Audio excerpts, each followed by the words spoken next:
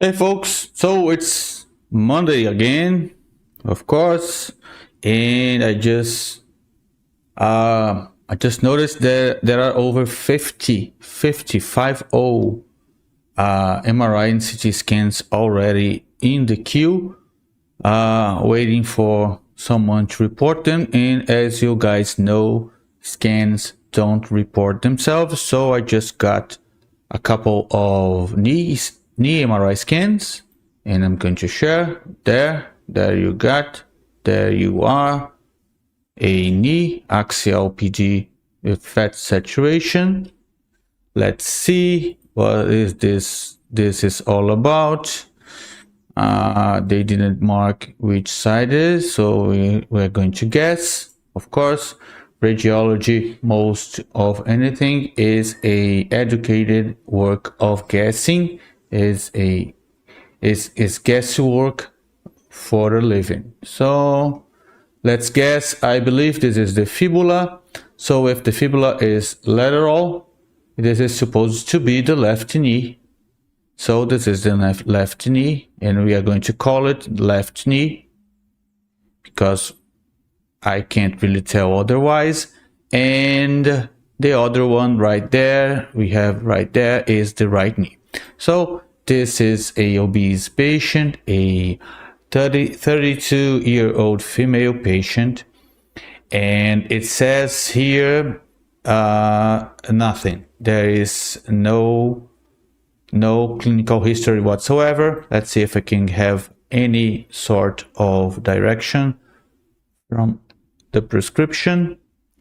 It says, I don't know, I can't read it.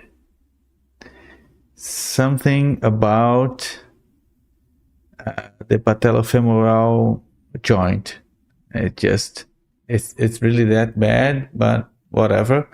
Let's exercise our abilities in guesswork, in guessing the disease without proper clinical history. So this is a coronal and this is a sagittal. We are considering this to be the left knee. I suppose it is. It's supposed to be. And this is sagittal PD with fat saturation. And this is coronal PD with fat saturation. We also have an axial and a sagittal T1. So let's go for the axial. I can see there are tiny superficial fibrillations right there on the cartilage, the articular cartilage. This is mild chondropathy of the patella. We also have a small articular effusion, joint effusion. So there is chondropathy and effusion. We also have a spot right there of hyper intensity right there on the proximal segment of the patellar tendon. This is mild tendinitis. Excuse me, I need more coffee.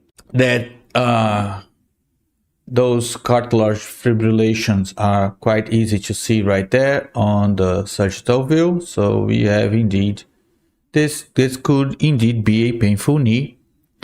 Anterior and posterior cruciate ligaments are fine. On the sagittal view, the lateral meniscus seems fine, and the medial meniscus also seems fine. Quadriceps tendon and muscles are okay. No signs of profuse significant edema, just a tiny edema of soft tissue on the pre-patellar region. This is quite common. We could indeed report it as a mild edematous finding, nothing major. Let's go for the coronal view and see if there is any rupture, any tear on the meniscus. So lateral meniscus seems fine, and medial meniscus seems okie dokie fine. And we are done. Collateral ligaments are okay, and also the cruciates are also fine. So nothing of importance on the popliteal fossa. Let's go for the axial view once again, and this is a type 2 patella. The trochlear, femoral trochlear is okay, and the patella isn't high riding, it's normally situated, so that is fine. Let's see. Yes, the muscles are okay and the patient is clearly obese. So we have a chondral disease, a mild chondral disease of the patella, which is quite common. It's a very, very common disease of the young, especially the obese young. So let's go. I'm just going to report it and we can move on to the next one, which is the other side of the same patient. So cartilaginous fibrillations, superficial fibrillations of the cartilaginous covering of the patella. Yes, I just misspelled superficial in Portuguese. You guys can't see the report because it's private. I can't share this kind of information. It has the name of the patient and all the stuff I can't really show. And of course, I'm reporting in Portuguese because I live in Brazil still.